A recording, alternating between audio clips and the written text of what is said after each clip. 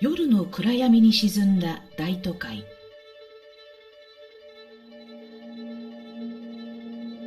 パンデミックの中、世界は先の見えない不安に覆われています。このトンネルの先にどんな未来が待っているのか。そんな中、世界に鋭い警告を発している歴史家の言葉に出会いました。新型コロナの嵐はやがて過ぎ去り、人類は生き残るだろう。しかしその時私たちは今とは異なる世界に住むことになる。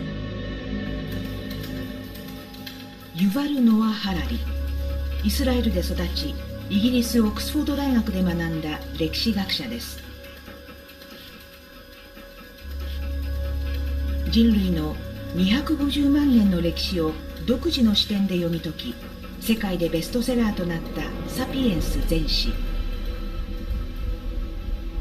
続く「ホモデウス21レッスンズ」では、人類が直面する課題を描き、話題をさらいました。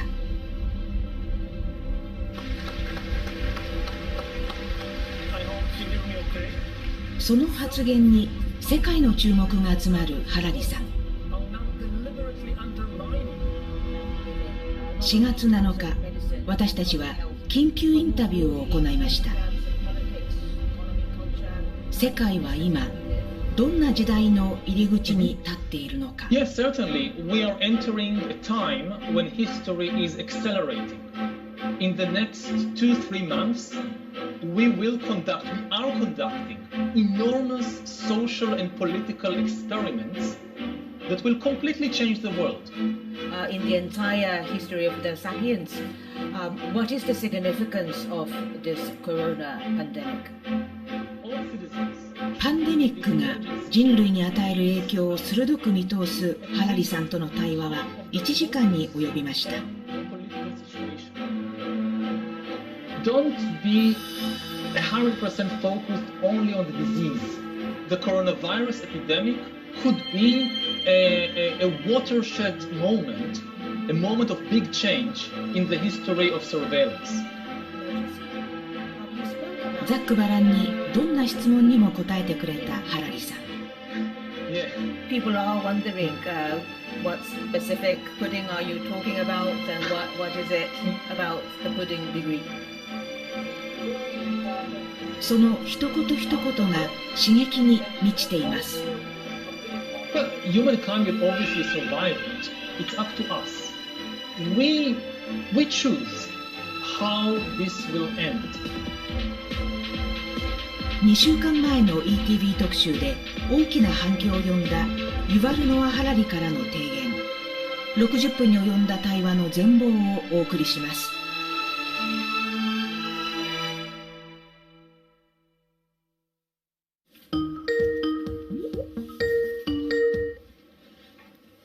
Hello. Hello, this is Aiko. Oh, there you are. Hey. Thank you very much. Nice to meet you. Very, very nice to meet you, even remotely. Thank you very Yes. much for making the time for us today. Yeah, I'm ready when you are. Okay. Now, this interview comes on the day the Japanese Prime Minister is declaring state of emergency in Japan. Tell us how you would assess the gravity of the pandemic. I think we haven't seen the worst of it yet.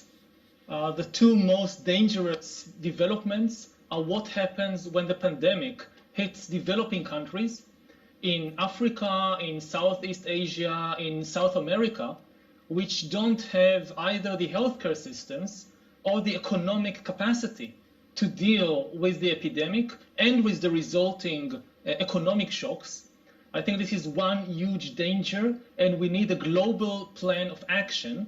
Because, countries like Japan, like United States, like Germany, they will be okay. But countries like Ecuador, like Bangladesh, like Indonesia, if they don't receive help, they could completely collapse.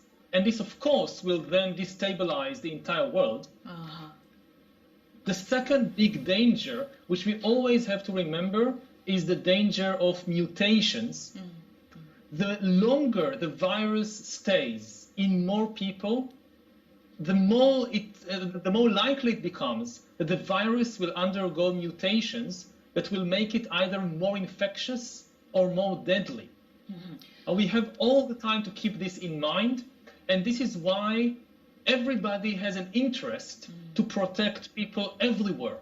If the virus undergoes a mutation, let's say in Iran, it can then spread back. The more deadly version of the virus could then spread back all over the world. We have seen it before with previous epidemics. I'll just give one example.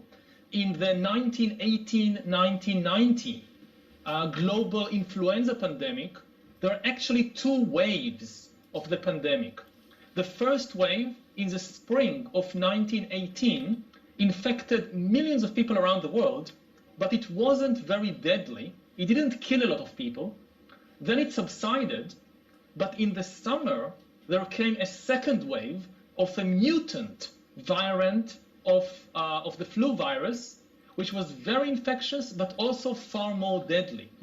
And this was the killing virus. And of course, coronavirus is less mutable than flu, so the danger is somewhat smaller, but the danger is still there, and we need to be very aware of it. Would you say you see this at, do you see us at a defining moment in history when corona may significantly transform the world that we live in, not only in terms of medicine and public health, but more broadly in terms of politics, economy, culture, in essence, how we live?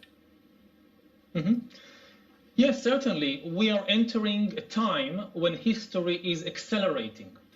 In the next 2-3 months, we are conducting enormous social and political experiments that will completely change the world.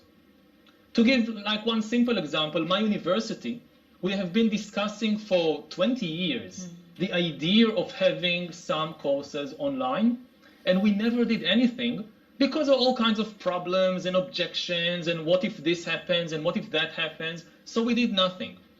Now, in 1 week, we moved the entire university online. In 1 week, all the courses are now online. And we learned so much from this experiment. When this crisis is over, we won't just go back to where we were before. Some things might improve. We have now new tools. There are also dangers. For example, there is a huge danger in terms of employment. The university might decide that, hey, we can now have online courses, so instead of paying a lot of money for a local professor and give the professor all the social benefits and pension, whatever, we can just hire somebody in India for 1/10 of the price without any social protection, and that's much cheaper for us. So that's a danger. And for instance, if you think about the job market, the current crisis could result in the further weakening of organized labor. That even more people would be working in what is known as the gig economy, without protection, without unions, or it can go the other way. I would urge the media and all the public, don't just focus on the epidemic itself. How many people got infected today, how many ventilators there are in the hospital. That's important, but also give attention to the political situation, because politicians are now handing out billions, trillions, and making these very important decisions. Afterwards, a new order will solidify, and it will be very, very difficult to change the decisions being done now. If you're elected, say, prime minister in 2021, it's like coming to a party after the party is over, and the only thing left to do is wash the dirty dishes. So the politicians now, they have like this window of opportunity to completely rewrite the law book, the rule book of the economy, of the education system, of international relations. And it's a short window of opportunity, And we have a lot of different choices, and I hope we make the right choices. パンデミックは世界の変化を加速するというハラリさん。その後の世界には新しい秩序が定着するといいます。そこでハラリさんが警告しているのは民主主義に訪れる危機です。今ヨーロッパでは重要な政治的決断が相次いでいます。各国が行っている厳格な都市封鎖と外出制限、政府は国民に対して自由を制限することへの協力を求めました。Nous sommes en guerre. L'ennemi est là, invisible, insaisissable, qui progresse. Et cela requiert notre mobilisation générale. Sind solche Einschränkungen nur in der absoluten Notwendigkeit zu rechtfertigen. Sie sollten in einer Demokratie nie leichtfertig und nur temporär beschlossen werden. Aber sie sind im Moment unverzichtbar, um Leben zu retten. そうした中、民主主義の危機ともいえる出来事がハンガリーで起きました。オルバン首相率いる与党は感染拡大を受けて非常事態法を議会に提出し可決。首相の権限が拡大され、議会の承認なしに非常事態宣言が無期限で延長できるようになりました。さらに感染防止を妨げる虚偽の情報を流した者には最高5年の禁錮刑が課されます。メディアへの威嚇に利用されかねないと国内外から批判の声が上がりました。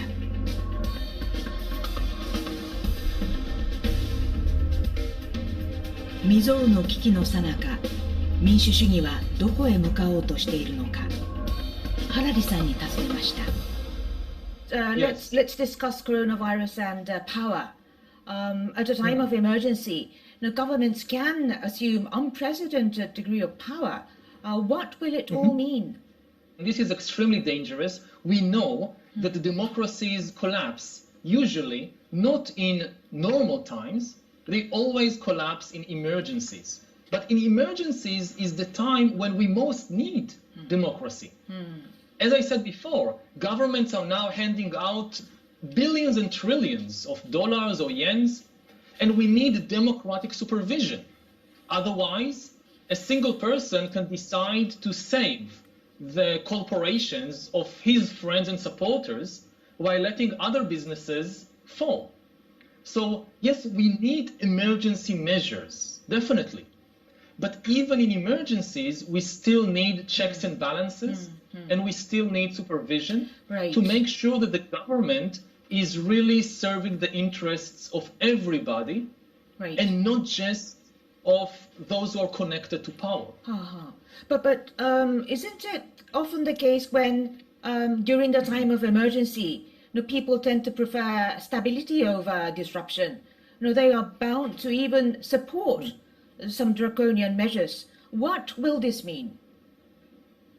Yeah, that's the danger in a time of emergency. And this is a double emergency. People are afraid for their lives from the epidemic itself, and a lot of also economic concerns. People are losing their jobs, businesses are collapsing, entire industries, like the tourism industry, are collapsing. So a lot of people are, because they are so afraid, they just want somebody wise and powerful to take over, like some kind of father figure, and decide everything for us and take care of us. Yes. And this is, again, very dangerous, because if you give so much power to just one person, and that person makes a mistake, the consequences are far, far worse. And again, the problem with dictators is that, yes, they can be more efficient, act faster, because they don't need to consult with anybody. But if they make a mistake, they almost never admit it, they cover it up, and it's easy for them to cover it up because they control the media. And instead of trying something else, they just double down on what they already did. They blame somebody else for the problem and demand even more power for themselves. And then the mistake becomes bigger and bigger. In a democracy, the important thing is that if the government make a mistake, it can correct itself. It's more willing to correct itself. Or if it's not willing, then there are other powers that can check it and force it to try another course of action. 緊急事態の時こそ権力の監視を怠ってはならないと指摘するハラリさん。次に問いかけたのは、発達した監視技術が感染の抑制を口実に乱用される危険性です。中国は感染拡大を封じ込めるため、感染者が発生した詳細な場所や日時を地図上に示すシステムを開発。感染リスクのある場所を市民が避けられるようにしました。さらに、人々の移動履歴などの個人情報を記録したビッグデータを使ったアプリも開発。ID 番号を入力すると、自分が過去に感染者と接触した可能性があるかどうかがわかるのです。判定の元となるデータは、当局が収集した国民一人一人の鉄道や飛行機の利用記録です。過去に感染者と同じ列車の車両に乗ったり、飛行機で近くの席に座ったりしたことが判明すると、濃厚接触者と判断され、自宅待機と保健当局への連絡を求められるのです。また、一部の地域では地下鉄やタクシーに乗った際にも QR コードで個人情報の登録を求められるようになりました。こうした監視技術は今、中国だけでなく世界各国に広がろうとしています。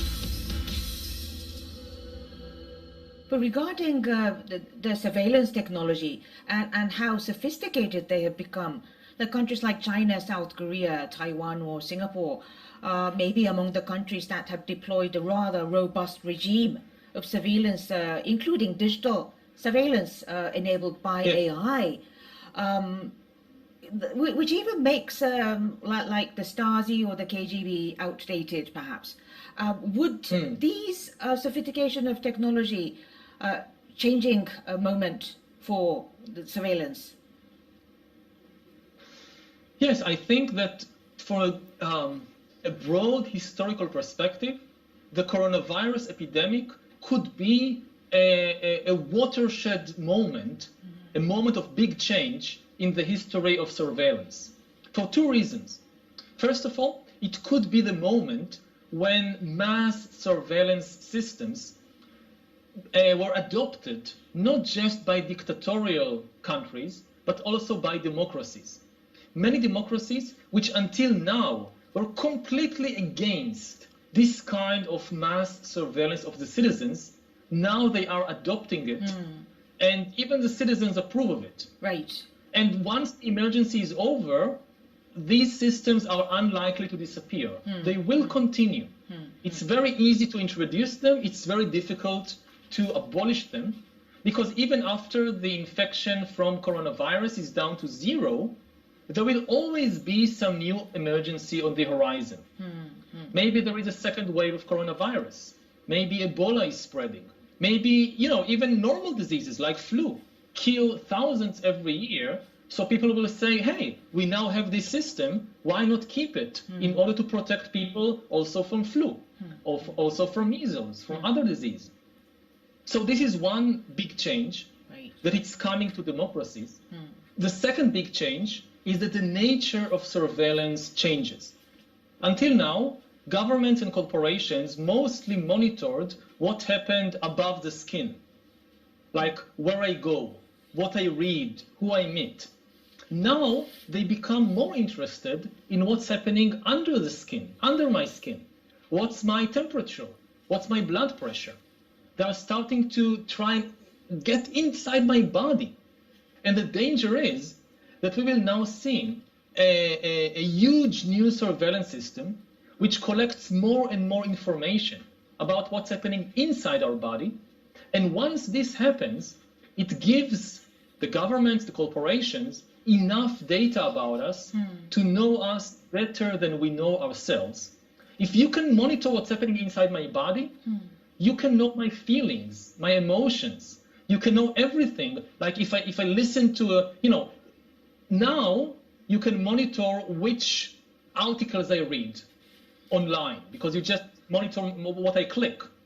But you don't know how I react to these articles. Am I angry? And do I agree with them, not agree with them? With biometric surveillance, if you can monitor my blood pressure, my body temperature, my heartbeat as I read an article or watch something on television, you know how I feel. Feelings like anger, like joy, like fear, they are biological phenomena, just like disease.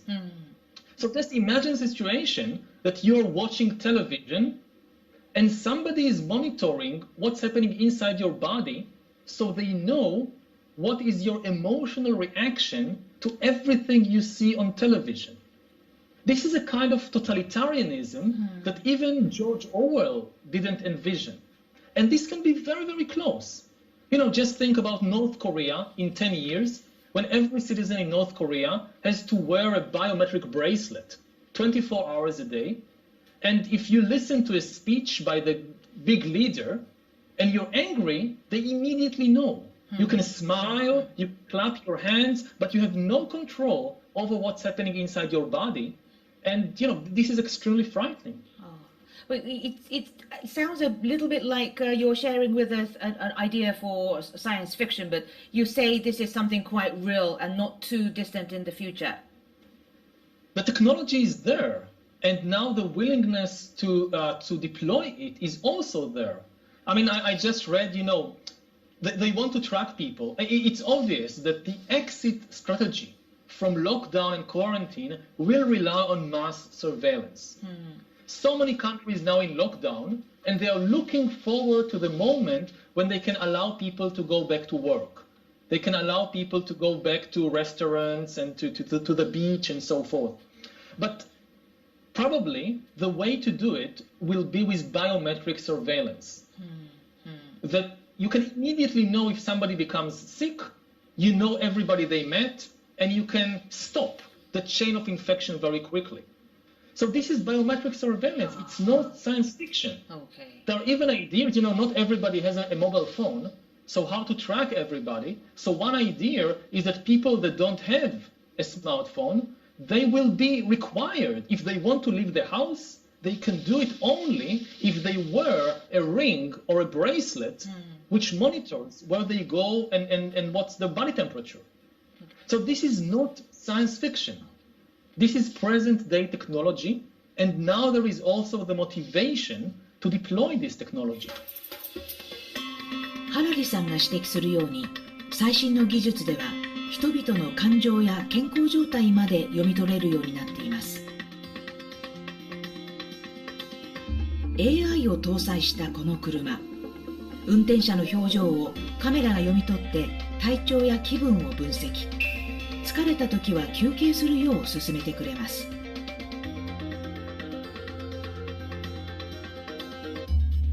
こちらは飲み込むセンサー。腸や胃の中のデータを分析。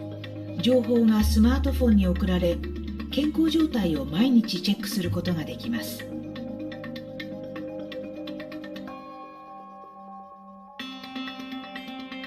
テクノロジーによって収集される膨大な個人データ。万が一悪用されたらどうなるのか。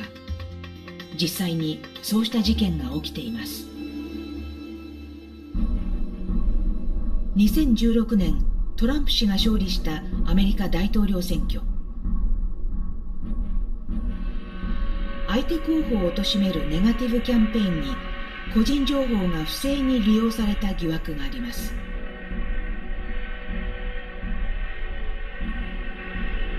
イギリスにあった政治コンサルタント企業ケンブリッジ・アナリティカ。この会社が Facebook から8700万人分の大量の個人データを入手しました。手口に使われたのは Facebook 上で動くアプリです。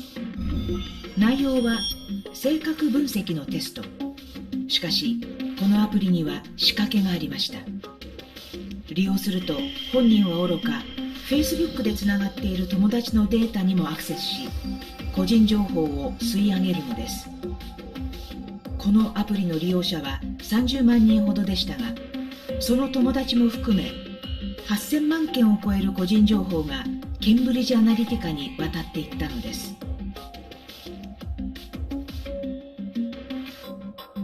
さらに一人一人について移民政策や銃規制、安全保障などの項目について関心の度合いを数値化。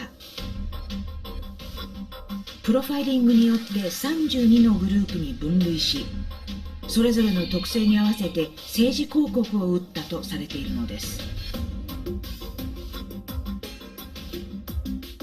こうした技術はさらに進化し、パンデミックをきっかけに世界で広がりを見せています。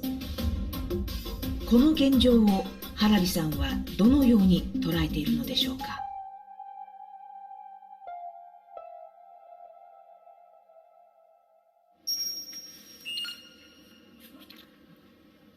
I think we have lost your sound.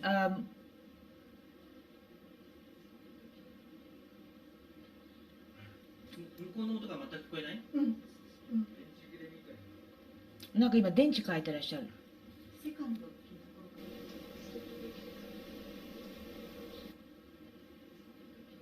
Me now? Oh yes. Is it okay? Yes. And Yeah. can you start from? Just battery ran over. Oh, the battery. You know, we all need to recharge ourselves, don't we?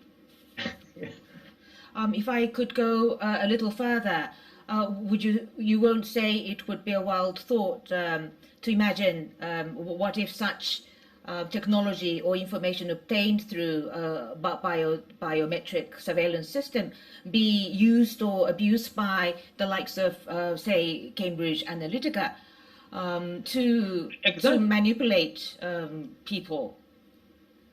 Exactly. I mean, what Cambridge Analytica did in 2016 would look like something from the Stone Age. Because Cambridge Analytica, they just monitored, again, what you wrote on your Facebook account, which articles you read online, who are your friends. This is all above the skin. Just imagine what kind of things, manipulations you can do if you can monitor what's happening inside my body, how I feel 24 hours a day. You know, people very often, they claim to feel differently from what they actually feel. Like they ask me if I'm angry about, I don't know, like I don't know, in Britain now, we just heard that Boris Johnson is in hospital. And you have all these political figures saying they are very sorry and they wish him well and so forth. And this is the right thing to do.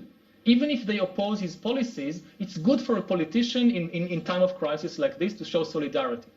But what happens if you have a biometric bracelet on one of these Labour politicians, and you know that actually she is very happy that Boris Johnson is in hospital?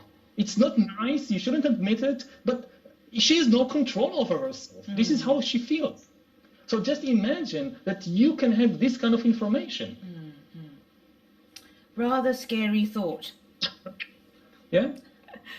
Let's discuss a bit about Israel and how it deals with information at the time of emergency. I understand Israel has authorized the Israeli security agency to deploy surveillance technology, normally reserved to fight the terrorism and applied to the scheme to track the, but now thinking of approved for the technology to be applied to scheme to track infection. How worrying is that? I think it's very worrying, especially because it's done by the security services. ハラリさんが暮らす中東のイスラエル、周囲のアラブ諸国やパレスチナ自治区との対立や紛争が続く中で、世界有数のテロ対策技術を発達させてきました。今回イスラエル政府はテロリストを監視するための技術を感染拡大防止に転用しています。このシステムでは感染者や感染が疑われる人物の携帯電話の番号が保健省から警察に送られます。警察はその人物の位置情報を遡り、過去の行動履歴を割り出します。さらにその人物の近くにいた人々を割り出し、接触者として特定していきます。保健省が必要と判断すれば、警察は接触者を収容し隔離することもできるのです。イスラエル在住のジャーナリストが投稿したツイッターの動画です。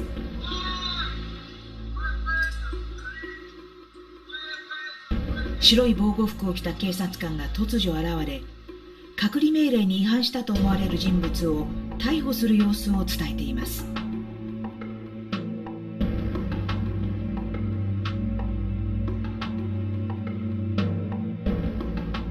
感染拡大の防止を理由に一般市民の詳細な情報を入手できることになった治安機関。ハラリさんはこの現状をどのように見ているのでしょうか。Authority collecting the information on the medical condition of people, on the epidemic, it shouldn't be the security services. Ideally, it should be an independent epidemiological authority. Maybe we need to establish in different countries a new authority, a new institution that is just focused on epidemiology and the collection of information related to that. And the police, for example, can't access the data collected by this kind of authority, by this kind of institution. So it can't be used to create a dictatorial government. And also, people will trust it far more. If I know that my data is just being collected by a health authority, just concerned with health, I will be willing to cooperate far more willingly than if it is the secret police. You know, in many countries, there are also, religious minorities, ethnic minorities, which are quite fearful of the government. For instance, in Israel, it's the Palestinian population. Now, in order to deal with an epidemic, you need the cooperation of 100% of the population. Not 50%, not 70%, you need everybody. Now, Israel, again, the Palestinians will never cooperate with a surveillance system which is operated by the security services because they don't trust it and they have good reason to fear it. But if it is operated by an independent medical authority, they will be far more willing to cooperate. So this, I think, is one of the guidelines we should keep in mind. ハラリさんがイギリスのフィナンシャルタイムズに寄稿したコロナウイルス後の世界。この中にちょっと目を引く記述がありました。緊急時のプディング。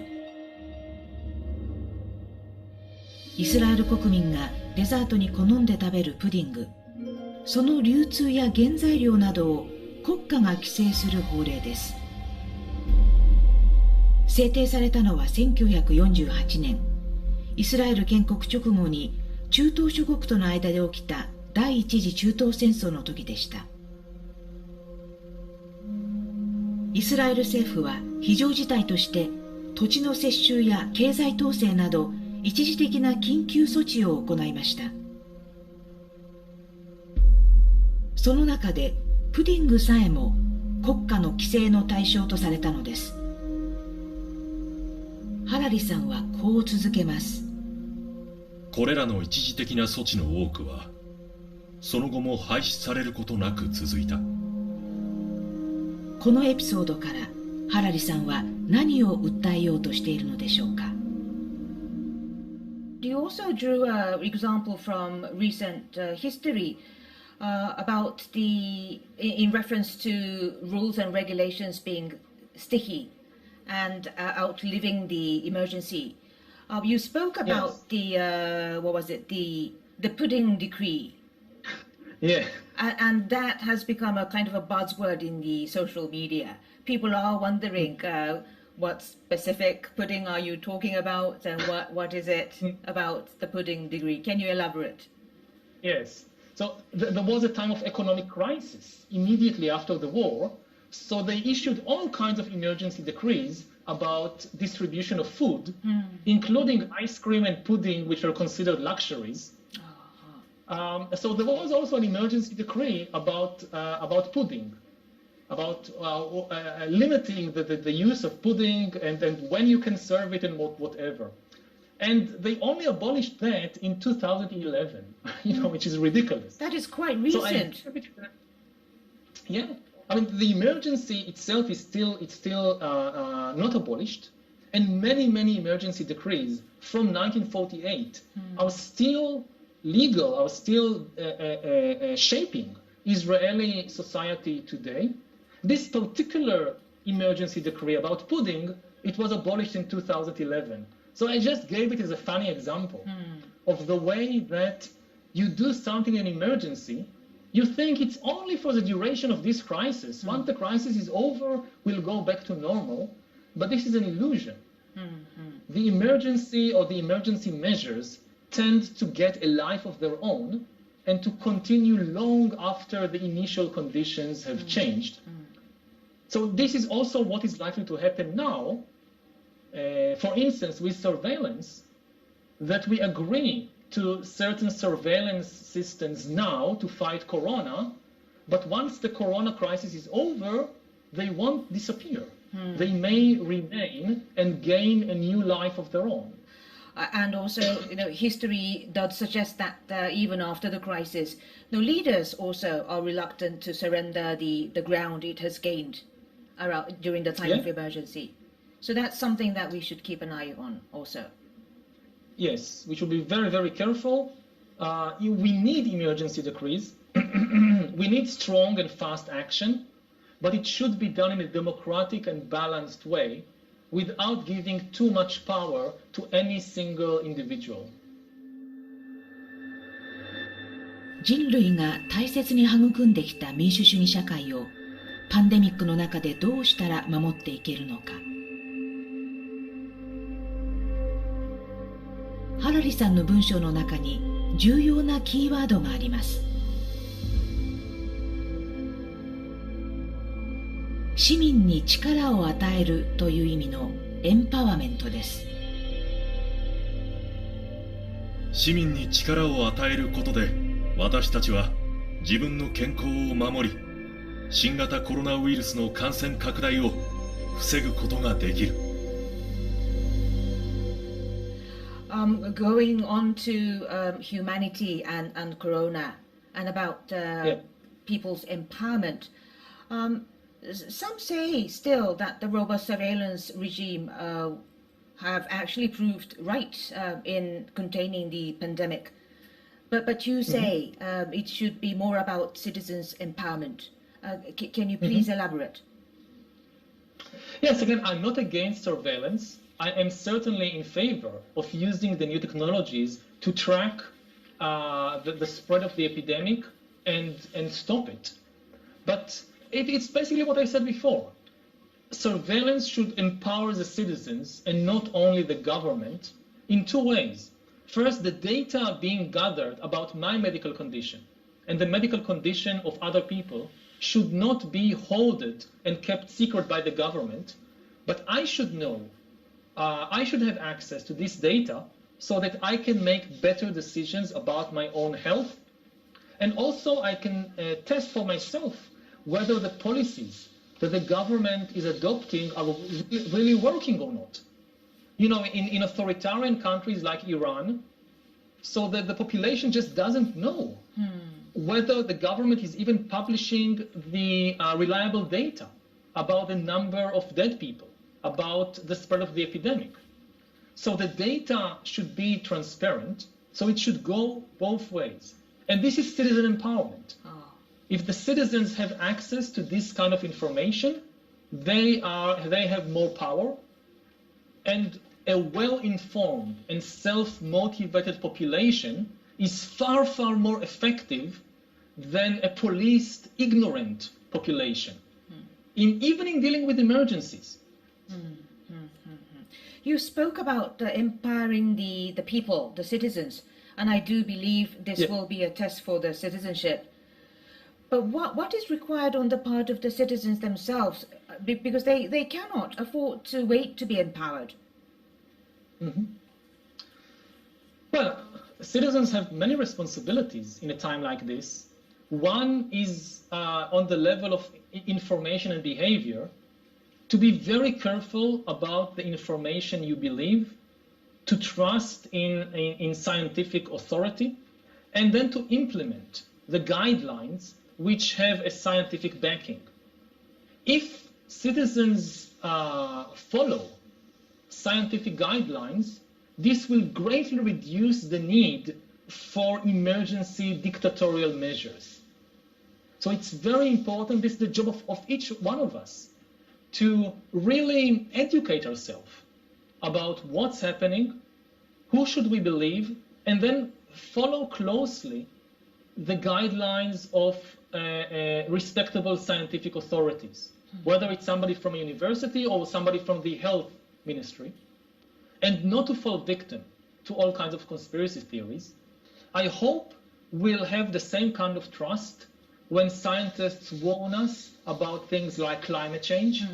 We should take it the same way we now take very seriously what epidemiologists tell us about disease. We should have the same kind of trust when climate scientists are warning us about global warming. In the face of this pandemic, some say that the key lies in deglobalization. If this pandemic was the outcome of globalization, obviously you do not agree. No. When pandemics occurred long before the era of globalization, in the Middle Ages, there were no airplanes, no big cruise ships. Still, there were pandemics, much worse ones, like the Black Death. If you think you can prevent pandemics by isolation, you actually need to go all the way back to the Stone Age. The time in history when there were no pandemics was in the Stone Age, when people lived in small hunter-gatherer societies, moving around all the time, no villages, no cities. Then there were no pandemics. And obviously we can't go back there. So the real antidote to pandemics is not isolation, it's cooperation and information. Our biggest advantage over the virus is that humans can cooperate in ways that viruses cannot. A virus in China cannot give information to a virus in the USA about how to infect me or how to avoid the human immune system. But a doctor in China can give advice to a doctor in the US. The government of China can help the government of the US. They can form a common plan of how to fight the virus globally. This is our biggest advantage over the virus. If we don't use this advantage, the crisis will be far, far worse. Again, people should realize that as long as the epidemic spreads in any country, it endangers the whole of humankind. So yes, we need now quarantine and closing borders and restricting movement of people. But even, even for that, you need cooperation and information. Now, countries like China, like South Korea, they have extremely valuable information, both about the spread of the disease and also about how to gradually come out of lockdown. China is now trying to ease the regulations, the quarantine.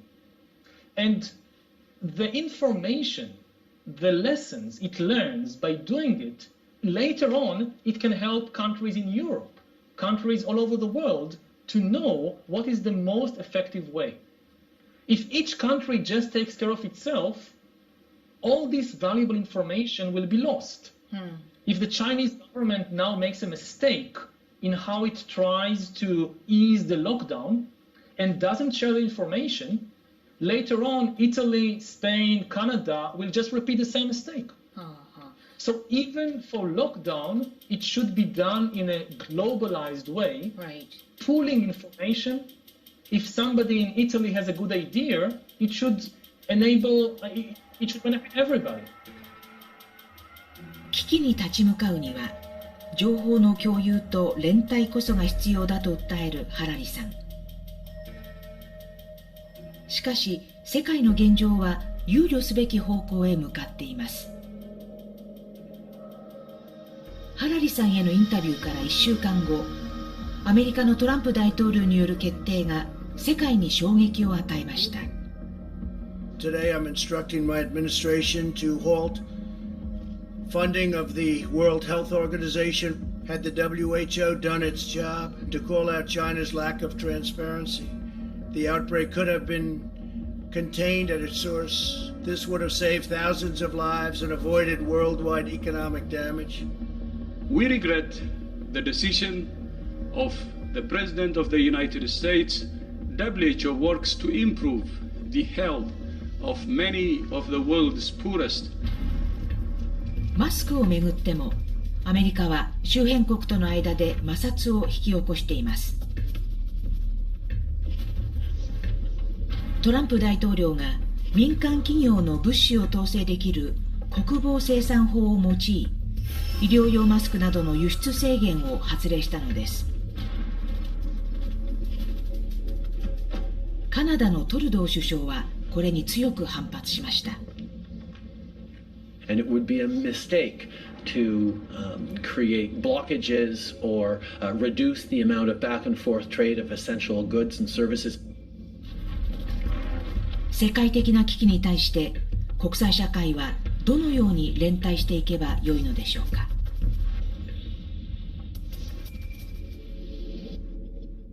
Well, you've spoken about the need for more cooperation and solidarity, but in the absence of leaders who are entrusted by the people, how is that possible?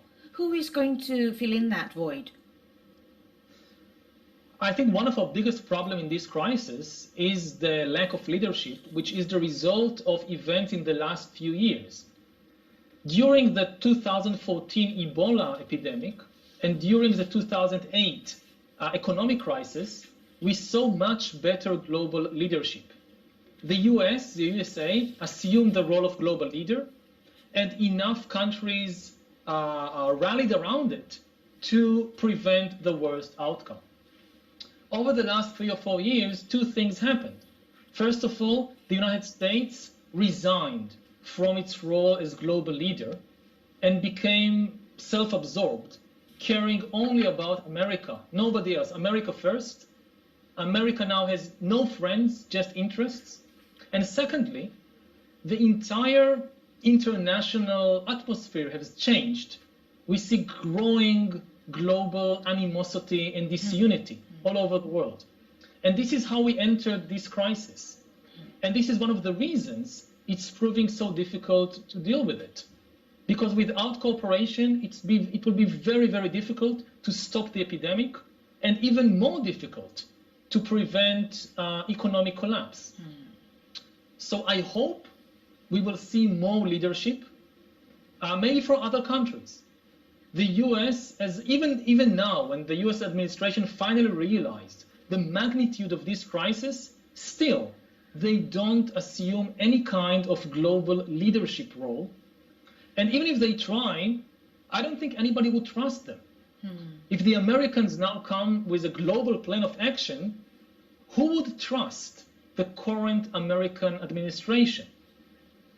So I hope that other countries all over the world will fill the gap and will see a kind of collective leadership.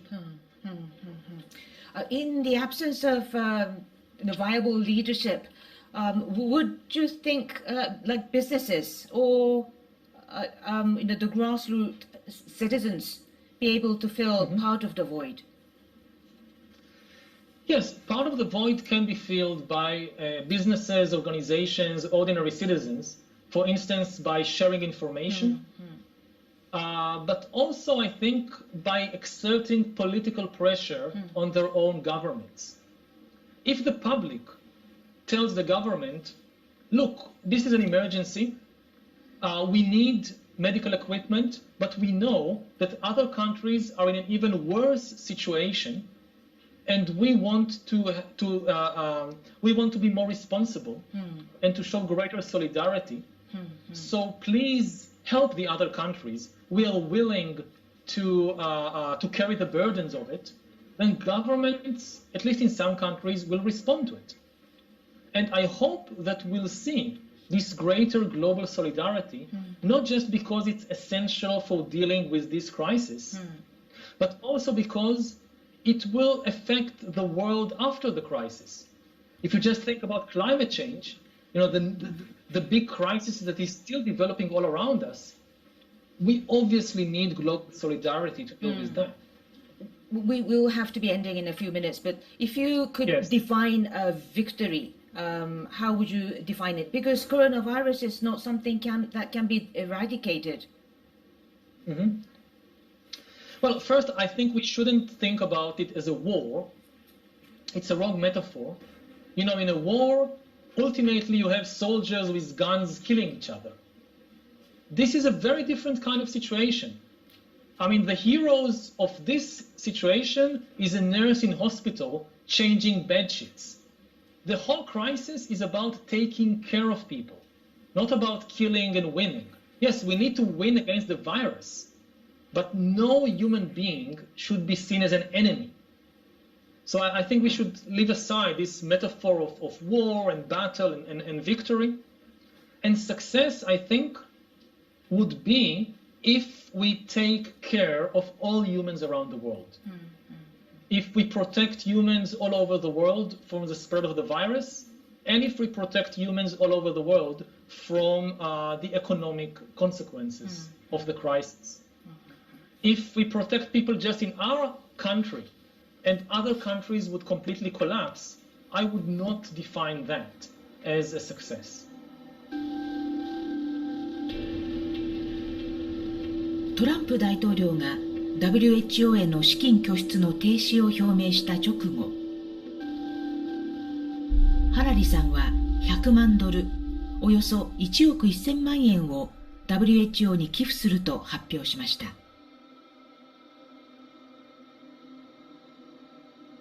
私たちは大富豪ではありません。しかし、何億もの人々が職を失っているとき、暮らしに困らない者は物惜しみすべきではないのです。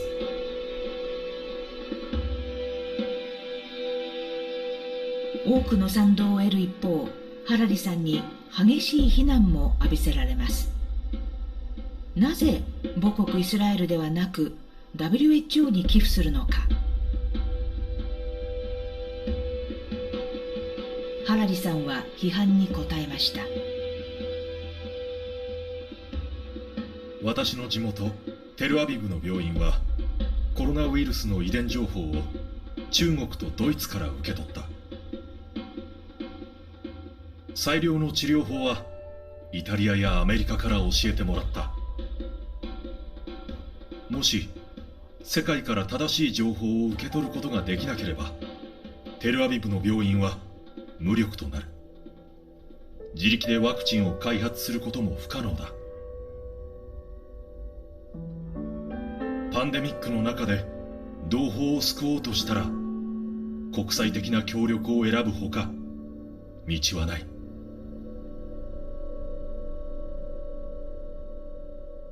And in the long history of human being, in the entire history of the sapiens, what is the significance of this corona pandemic?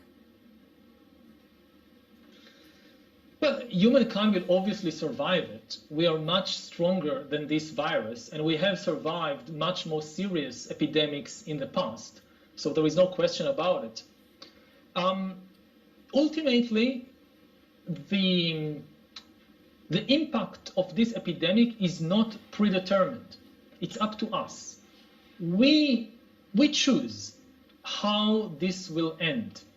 If we choose wrongly, if we choose nationalistic isolation, if we choose dictators, if we choose to distrust science and believe conspiracy theories, the result will be, it will be a big catastrophe in history.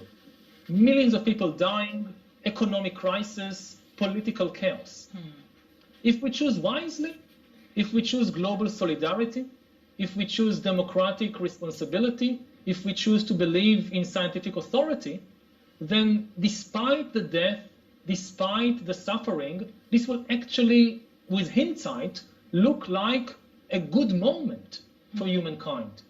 A moment when we overcame not just the virus, but a moment when we overcame our own internal demons. The moment when we overcame hatred, the moment when we overcame illusions and delusions and trusted the truth, and came out as much stronger and more unified species. I see. Before I say goodbye, one last question.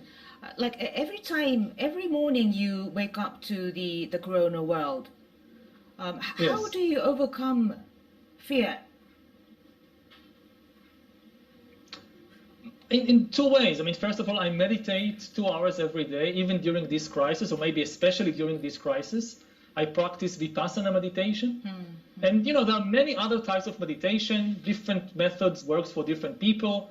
For some people, meditation isn't effective, so they can do sports, they can do maybe even therapy, even online. But it's very important in this time of crisis to devote some minutes, some time every day to taking care of our mental health. It's very, very important. And secondly, I overcome fear by relying on science. Ultimately, I think that if we trust in science, we can defeat this easily. If we succumb to all kinds of conspiracy theories, this will just inflame our fears and cause us to act in irrational ways. So really, if you are open, if you look at the situation in a scientific and rational way, I think we can see the way out of it. So we'll be keeping up our work as journalists and as citizens. That's very, very important. Thank you. Thank you, Dr. Harari. Okay, goodbye. Bye-bye, and please stay well. You too. コロナウイルスは世界を根底から変える。人類を分断し隔離するこのウイルスに立ち向かうには協力と連帯しかないとハラリさんは語りました。